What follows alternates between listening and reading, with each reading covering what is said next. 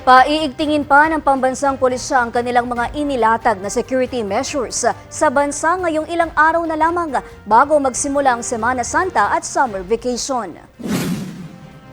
Prioridad umano nila ang kaligtasan ng bawat mamamayan upang makarating sa kanilang paroroonan. Sa kanilang tala noong 2025, nagkaroon ng halos 20,000 aksidente sa four-wheeled vehicles at halos 12,000 naman para sa motorsiklo.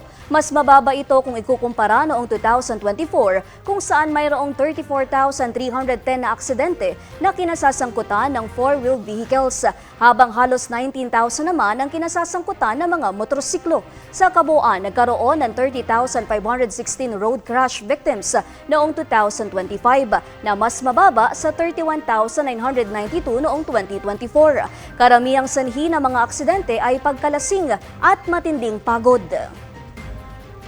Po ang nakita natin sa base po sa datos, may mga driver po mga nakainom, may mga driver po na over fatigue o masyado na mahaba ang biyahe sapagkat lalo alam po natin naglo-long drive yung ating mga kababayan. Kaya patuloy yung mga panawagan ng Philippine National Police na kapag tayo po ay pagod, magpahinga at pag po magmanehong ng nakain. Paalala ng PNP sa publiko kung magkakaroon ng aberya o anumang insidente sa daan, agad ipagbigay alam sa kanila para agad silang makatugon.